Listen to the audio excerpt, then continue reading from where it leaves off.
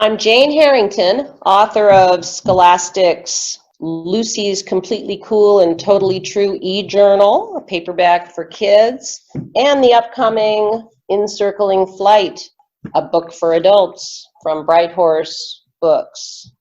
You're listening to So Booking Cool with Jewel B. Welcome to So Booking Cool, it's Jewel B. Today's guest has been involved in the literary arts for more than 2 decades. She's written popular and critically acclaimed children's books, including the 2002 Scholastic Book Fair's bestseller, Lucy's Completely Cool and Totally True e-journal, that sold more than 150,000 copies. In addition to her success with other books in the children's market, she's written many short fiction, memoir, and essay pieces. She also teaches writing. And after just winning the 2019 Brighthorse Prize, her debut adult novel is in the works. She is Jane Harrington. Hello, Jane. Hello, Jewel. How are you feeling? And again, congratulations on winning the 2019 Brighthorse Prize. What does that mean to you? Oh, thank you so much. It means a lot because the literary publishing industry is a really different animal than children's writing. So it has taken me time to gain traction and publish shorter works and work my way up to this point. And so that's definitely a mark, a benchmark I was shooting for. Mm-hmm. And what is the biggest difference, would you say, in terms of transitioning from children's into adult literary publishing? Well, I guess it would be different for different people, although maybe very few people make that transition or choose to. But because my path was, it felt like a natural transition to me, but it's been a slow one, but one that has been part personal and intellectual growth, however I view that. Mm-hmm. When I was writing for children, my children were young, and so I was writing sort of out of their lives, like stories. They were fictional stories. My 4 books are all, well, 3 books are fiction, 1 is nonfiction, but they all sort of spring out of the years I was raising my children. And so the books, I think that's where the voice comes from in the books, in Lucy's e-journal and my other children's books. The voice authentically came out of their antics, their friends, their school lives, their, anxieties, everything. And then I have the nonfiction book with Scholastic is Extreme Pets, but a lot of that is very creative, and that also comes out of that period of time when I taught natural science. I worked in schools and camps. I was around a lot of critters. You saw that picture of me with a snake, I did. My life back then. It was just kind of wild and crazy and very kid, often animal focused. And then, they did what kids do. They grew up, and they left. And in a way, those stories left. And that voice left. And so I just was on, a different quest as a writer. I took some time to get some graduate degrees that I felt would help me to become a wordsmith. I got a Master's of Arts in the teaching of writing and literature. So I was thinking I would transition to teaching and, working with older kids, adults, And then I got an MFA in fiction, so I could really work on word craft. So to me, that was a natural. It was a natural progression, just like they're growing into adults. Kind of mirrored that. So I never felt, that there was. I mean, it has been challenging to. It's taken me a while to get a book published, but I guess I always figured that was just part of the transition. So I have celebrated small successes along the way, whether it's professional. I'm teaching in a college I really like, and that's a great thing to celebrate. And then getting a short story published, or getting a short memoir published, or like some piece in a journal. Each online journal or print journal. I mean, each one that comes out is its own little celebration. So it's been a good journey.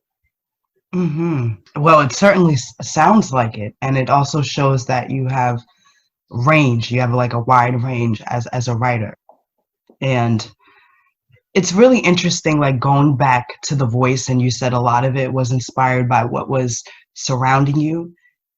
Do you think that that is something that is true for most writers, as well as maybe having to do a lot of research in order to get that voice, especially if they, if somebody is an adult writing from a child's perspective? Yeah, I think different writers approach this in different ways.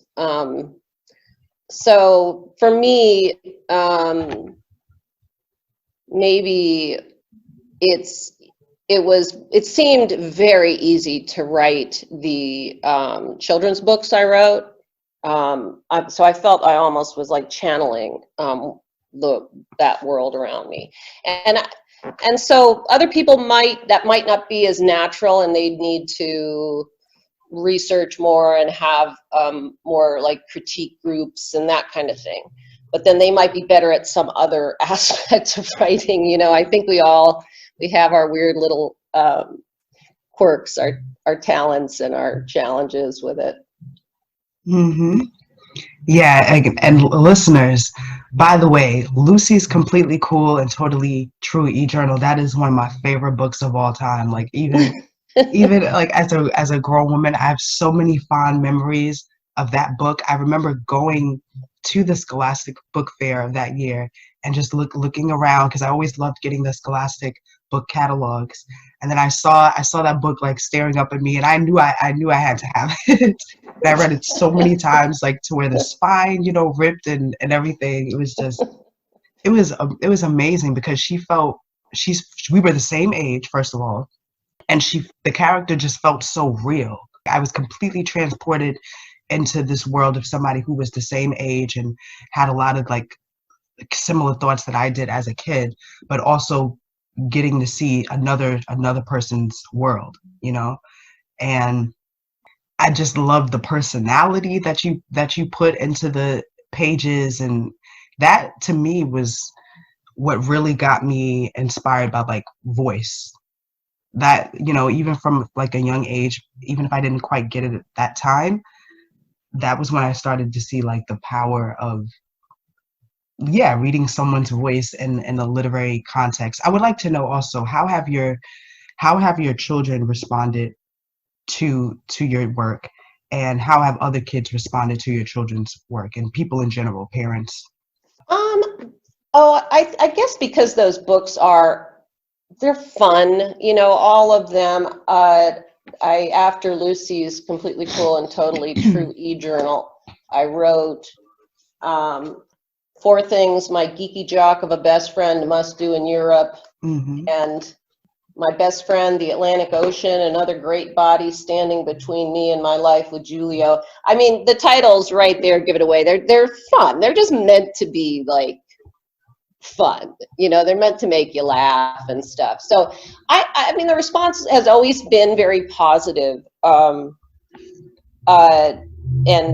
people enjoying them, laughing. As far as my own children go, that's kind of interesting because, well, I have a daughter, Lucy. Oh. I have a daughter, Emma, and I have a daughter, Megan, and they're all in Lucy's e-journal. Yeah. Well, I wasn't very experienced at the time when I wrote that manuscript, and so I was basing these characters on my daughters, and while it's loosely based on my daughters, they are, that's the age order of them, you know, like they were my models, you know, like my character models. And Lucy is the youngest, so she was the youngest while I was writing this, and she looked at drafts of chapters and stuff along the way, and I'd get feedback. I'd let my daughters read it. I felt children were the best readers to give me feedback. And then my plan was, in the end, to come up with fictional names for the characters, so my daughters' names wouldn't be in there. And they all were like, no, you don't do that. We want our names in it. So for this particular book, that's the case. With my other books, even if I am using them as models, I changed the names. I just decided maybe someday they might be upset or something. I wasn't sure that was a good idea. But as it turns out, I never got in trouble with them. But this was, I thought, interesting with Lucy, who was the youngest while I was writing this. There are parts of this that are autobiographical about our family. I was inspired to write it because my mother-in-law came to live with us, and Lucy did have an interest in ferrets, which I didn't share, but she did have an interest in ferrets. And kept asking for, you know, ferrets, and so that just kind of became the backdrop, and so I built this fictional story around that. Well, when I sent the manuscript off to see if I could sell it, I figured that was a super long shot, and Lucy said to me, "Well, if you get that published, can I have a ferret?" And I said, "Sure." Wow. And then I ended up getting it published, and she reminded me of my promise. So we did end up with a ferret, though when I wrote this, I hadn't yet had the experience of owning a ferret. That was all research. I knew a lot about it by that time. Another interesting aspect of that is that Lucy, I think because she was young enough, some of this, like I've heard her talking about this book and what happens in it.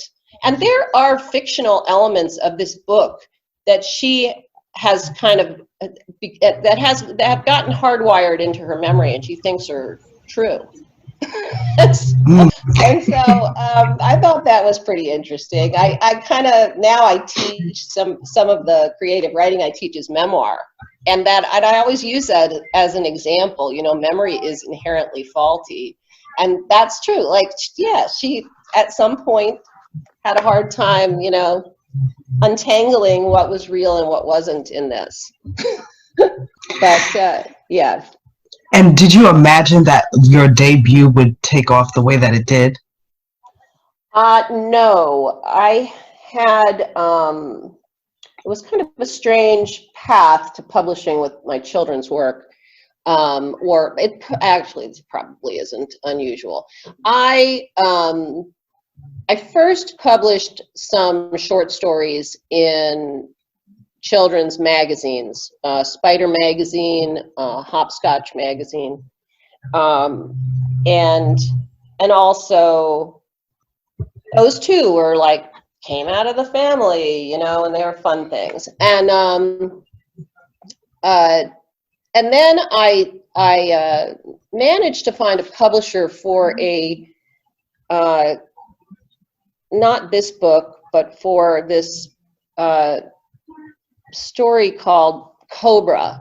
And it was this story of these twin girls and a boy who go to an amusement park, and they're just big enough to ride this roller coaster, you know, and the roller coaster is just super scary. And so one kid the boy ends up on the roller coaster, and the twins back out at the last minute, and then he has to ride this roller coaster by himself. And so it's this kind of funny, hairy, scary amusement park story. And so this publisher took it. It was a book fair publisher called Pages Publishing, and they did a really nice job with the illustration. It was fully illustrated. It was like a illustrated kind of mini chapter book, I guess. And then, like, honestly, they had all the advertising materials done for this book. And the month before it was supposed to come out, that book fair publisher sold all their assets to Scholastic.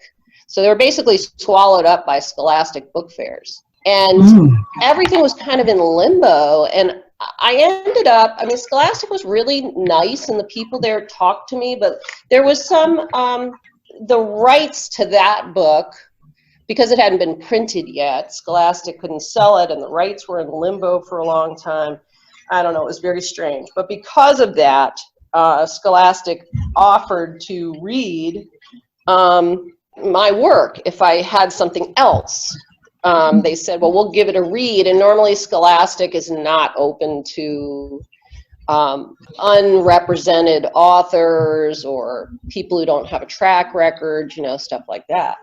So I wrote this, I had been writing this manuscript for Lucy's e-journal, and so I sent it to them. And, you know, it was fortunate they were interested, and I was really glad about that. And they did they only did a paperback version, but I thought that was great because so many kids were able to get them in their hands. You know, to me, I always just wanted lots of readers. I've never had any kind of plan to become rich selling books. I just enjoy having people read my work, you know, and talking to people about my work and things like that. So, so yeah, that was that journey. So as a child yourself, was literature something that you loved, and did you have any literary heroes?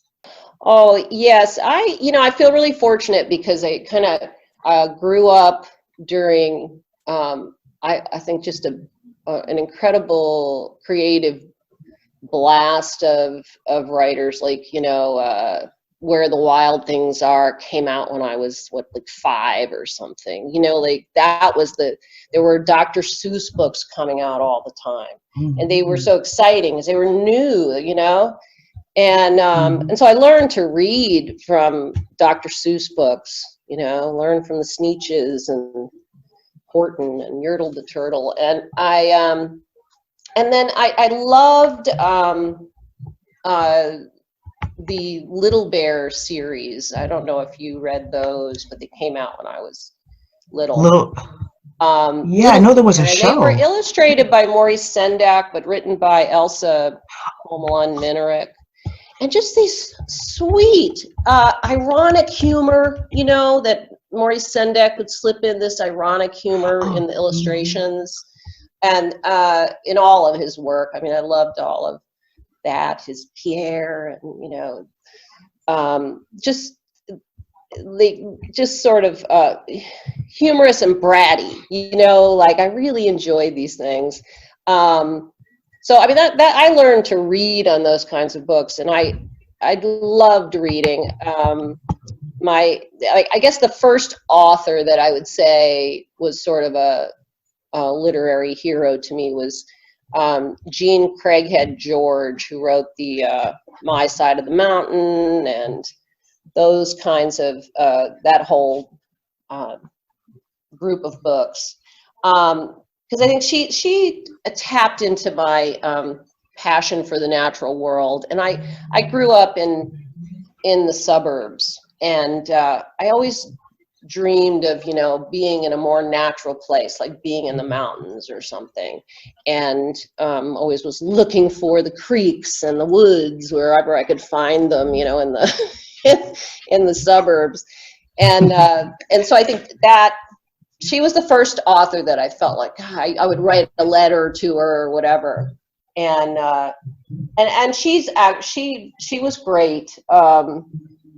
She was a good person too. I remember writing her a letter once, and she answered it, you know, that kind of thing, which I always did with people who readers who wrote me letters or emails. I always answered as well because I'd think about her. But yeah, those were, when I was a kid, those were at the top of my list, I'd say. And then with my own kids, I read to them, read lots and lots of things, discovered new wonderful books, and dug into classics that I hadn't quite gotten to when I was a kid. And I guess as far as adult books go, I think probably my favorite novel is Barbara Kingsolver's The Poisonwood Bible. And why is that? You know, I just felt I've really I just thought it was such a well-constructed story. It was so touching. It was a mothers and daughters story in the end, you know, but it also had this whole wild, you know, there was such a natural element to it because most of it takes place in Africa, and it just was, you know, just descriptions, because Barbara Kingsolver had lived there. Her descriptions were very real of, you know, the natural world there, and sort of understanding that this culture where they were, and yeah, it just was, I think, a super well-crafted book. And I like a lot of her books, not all, but I really I think she's a great writer. And when it comes to teaching writing, like, what do you love about teaching the craft? Well, yeah, let's see. It's fun. I mean, I think teaching writing craft is really fun. Right now I'm teaching an intro to creative writing class, and so we can write anything, you know, like it's an introduction. So we're just kind of, I feel like it's like we're on a playground, and let's play with short memoir now. Let's do some, you know, broadside poetry. Let's do an audio stuff, or let's try some flash fiction, and we just do all these things. And it just, because I enjoy writing so much, it just feels like play. And I really noticed the difference because I also teach literature. And while I do love reading books, teaching literature is harder.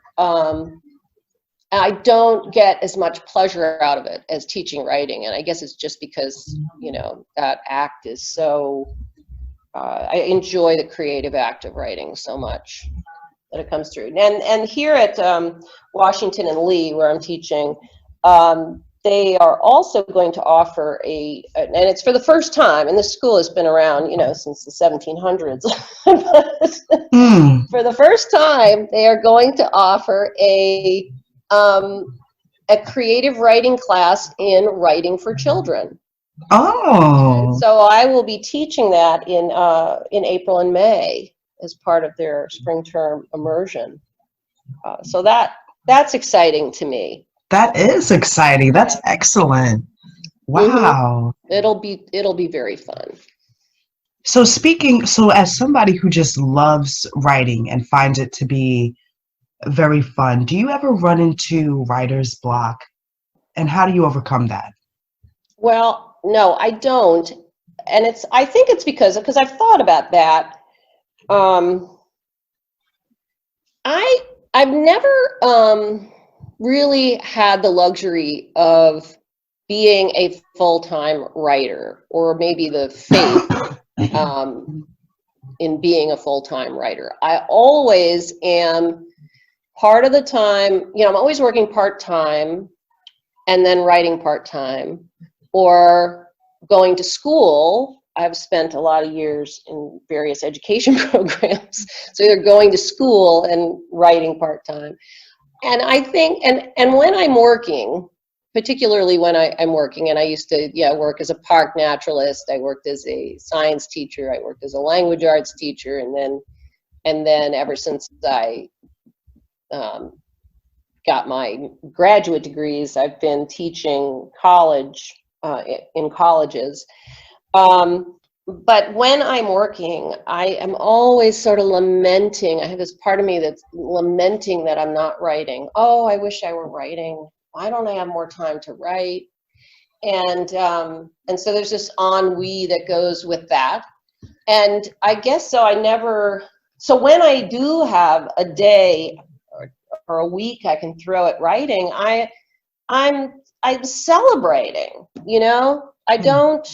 There's just not a time. I mean, there are times when I don't feel as creative as other times, but there's always a task I can do. If I'm not feeling super creative, I can just do more research that particular day, So I don't know. I've just never experienced that. That is it's such a pleasant perspective too, because you don't hear that often, and yet I think other writers will hear it. Even myself, as somebody who loves to write, that's inspiring, because you're like, oh, well, maybe you can do some research. Like, from what I'm getting, Jane, is that you can find ways to kind of pull yourself back in.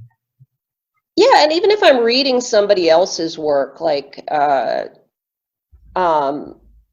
feel like that's part of the writing process, if I'm reading it for that purpose. So I think about this, and this is where my novel that's coming out with Brighthorse Books started. I was in my MFA program, and I realized, I'd never written a short story for adults. I'd written short stories for children, but I'd never written a short story for adults. And here I am in an MFA program for fiction, and my goal is to have a novel length, manuscript. And I realized I've never even written the short stuff, and I've got ideas for a long piece. And so my mentor at the time said, just spend some time reading some contemporary short stories, and then write one, And so that's what I did. I just kind of spent some time reading different short stories, and then I got this idea. Okay, I think I'm going to write a short story about blah blah blah, and I wrote this, and this is also part of my transition. Is I do now live in the mountains. Like, that part of my dream life has come true. I live in the Shenandoah Valley, so I'm surrounded by mountains, and so I decided, I had just moved down here at the time, and I decided I would have this short story set there in the mountains. And so I just wrote this short story, and it was good, like, I liked it, and my mentor liked it, and it got published in a literary journal. It was like the first short story I wrote, and then that over time turned into, that's like the first chapter of this novel that's coming out. But the thing is, I had that sense, like, I have no idea how to do this. I don't know how to write a short story, and just stepping back and reading other people's work, made something click, gave me an idea, and I consider that part of the process, Whatever it is, taking a walk is part of the process. Like, I don't, I guess I view writing as a broader thing, so I'm never going to call it writer's block, because I'm not going to just sit in front of my computer and not produce something. I'm going to do something else to kind of ease the logs out of the log jam, So I have a two-part question. So when you're on that walk, that you just mentioned, is the walk for the purpose of thinking about what you want to write? And then I also want to know, before writing and sitting down before the computer, do you have to already know what you want to write and how it's going to play out? No, I'm not. I'm not great at planning. And when I have tried to like over plan a longer work, novel length work, I get lost in it, and I have to change course. And I have a lot of, I have a lot of half-written manuscripts. I do find I'm most successful when I just start in and let if this is a good work, my character is going to become very real and is going to pull me into the story and surprise me. Now, that doesn't work for everything. I mean, you kind of have to know what you're doing in a longer work, I guess. But overall, that works. And yes, so if I'm taking a walk, usually it's to think, like I'm just going to go and I'm going to think about a character. And a lot of times I'll discover, I mean, if I can be somewhere where I can speak out loud and not be, looked at like I'm crazy, I will, I'll get ideas, and I will, do a voice memo on my phone, then go back to my writing desk and start transcribing maybe what it is I created. It might even be close to whatever the text will be. Another thing that really helps is driving. For some reason, driving can just make me more creative and move along in a story. And so like I drive up to Washington, D.C. a lot from where I am. And if I'm working on something, I often will just have that voice memo on and be driving along, and I'll untangle somehow the problems in a story will untangle themselves for some reason in that motion. I don't know what it is about driving that does that, but that's a real thing too. Wow. Okay, that's very insightful. And like I said, it's so reassuring too, because it's like I'm hearing all this positive stuff about how I or somebody else is probably hearing it too, and they're thinking that these are ways that I can overcome, the writer's block. So Jane, tell us about your adult novel. Is this Encircling Flight? Yes, that's the working title. I'm not sure if that's what it will end up being. Probably, unless they have some other thought in mind that I haven't talked to them about that yet. But well, it's actually in like 2 books, but so there's several storylines. It's part sort of women's fiction, a woman alone on a farm in Appalachia, this area, and coming to terms with grieving, and then another female character in it who is a friend is also grieving, but in her case, not grieving a person, but loss of home because of mountaintop removal mining, which is a ecological crisis here, and so it has that eco fiction thread, and so this person is losing her home because of that in a hollow, and then as part of sort of coming to terms with loss of homeland, that character tells stories to her children about, and there's sort of there's a magic realism element in those stories, but there's stories about how their ancestors emigrated from Ireland during the Great Hunger in the 19th century, and so in essence they lost their homeland too, and then came to came to Appalachia and to the Hollow, and so that's an embedded storyline that's kind of going on in the piece too. But it's all about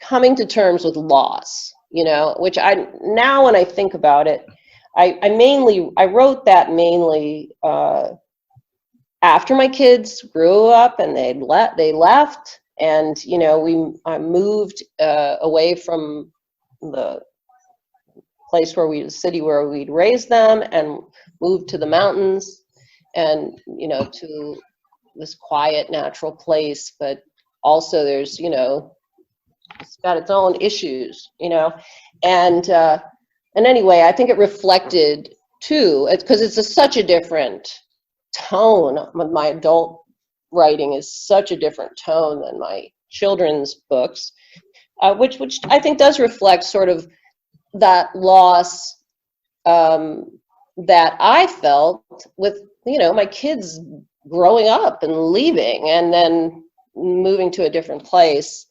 that I didn't realize. Now when I look back on it, I think, oh well, I was sort of manifesting the grieving, that kind of a grieving of that part of my life. I was not a mother anymore. That's pretty profound, and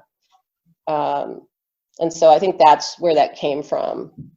Anyway, it's sort of a tapestry of those stories. Do you still have a relationship with your children? If you don't Oh mind me yes, asking. we have a good relationship, all of us. At present, there are times when things get strained, like any family. Right. Mm-hmm. Right now, everybody's good. Okay. Yes, and actually, right now, Lucy, who is turning 30 this year, she is living with us down here while she applies to MFA programs. Wow. So she's been she went to school in California and got a creative writing undergrad degree, and so she's a writer herself and does some freelance editing and whatnot, but she wants to go to an MFA program, so she's been trying to make that happen. So, and in the meantime, having her here, she's been working with me on a project. One of the classes I teach is on the fairy tale, and I'm particularly interested in these 17th century French writers whose work was suppressed because it was just there was a lot of discrimination against women during that time period, and so I have been trying to bring their work back to life by writing retellings of their stories, which were very popular fairy tales at the time that featured strong female characters, unlike the fairy tale princesses that we inherited, who were all like comatose or obedient to a fault, that kind of thing. These were not like that, and so which is partly why the work was suppressed. But so I've been kind of picking away at that because I want to write some interesting, fun, or important, maybe YA kinds of retellings of these stories. And Lucy has gotten into it, so she's been creating some herself, and that's exciting. That is exciting. That's wonderful. Yeah. What advice do you give Lucy and to other writers and people who want to write for the children's market and adult market and want to further their education in writing?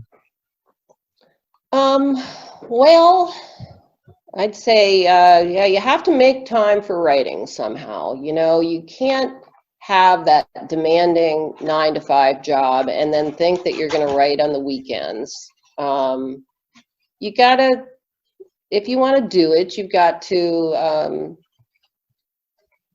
you got to set up your schedule so it can actually happen. I don't know anybody who can work the 9-to-5 job and write on the weekends or at night and stay sane for any period of time or ever finish anything.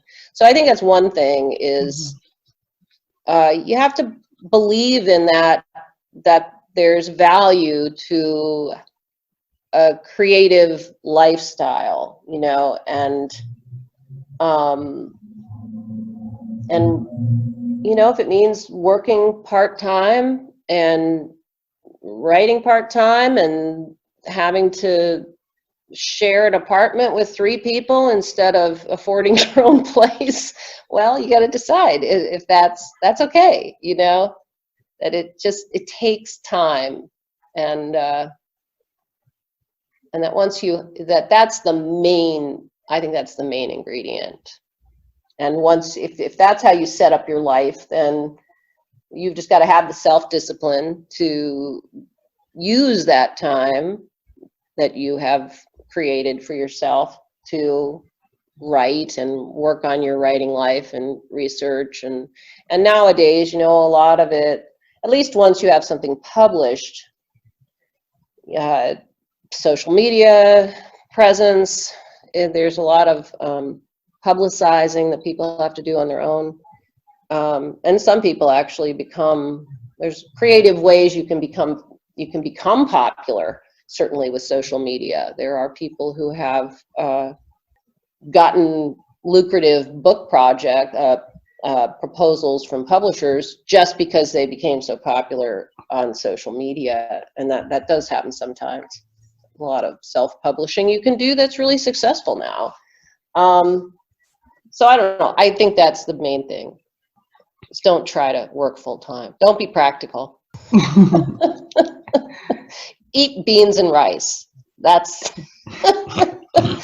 excuse me. Shop at Goodwill. You know, like things like that. Whatever it will take. Yes. Yeah. Try not to need money. Jane Harrington, everyone. Jane, we have to do this again because there's more to talk about. Well, you know who would love to talk to you is Lucy. Yes, yes, I would love to talk to Lucy. And Lucy is a podcast freak. So, you know, when she heard I was going to be doing this, she was like, "Well, shouldn't I be there?" And I thought, well, that would be nice, but that isn't exactly what the plan is right now. Wow, I would love that. I would love that. Well, she would love that. Oh, we have to set that up. Okay. Yeah. And yeah, this has been great, Jane. Thank you for taking the time to do this, you know, on a Sunday and everything. I appreciate it. Oh, it was a wonderful conversation. I'm so glad that you feel the same way. And of course, let everyone know how they can keep up with you and your work. And you know, we're excited for Encircling Flight, of course, and yeah, all that good stuff. Yeah, thanks. Yeah, so are you on social media, or you are, right? Yes, I am. Well, I have a website, janeharrington.com, and I'm on Facebook, Jane Harrington, and Twitter, Jane Harrington. I think that's my handle on there. So yes, I will be sharing this podcast around. And thank you for that. And I really do hope that you also give us another children's book too. Just saying. Well, yes, and I am. Yes, that is something I am working on. That's on one of those dozen burners I have, back burners, because I have a granddaughter now who's 18 months old, and so she's been an inspiration to me. And I was thinking, I've never written a picture book, so I've been thinking about working on, I have been working on a picture book idea that, you know, might be dedicated to her, and sort of come around to back to children's work that way, and see what happens. Yes, absolutely. Thank you so much again, Jane, and to all the listeners. Until next time, so booking cool. Yes, thank you.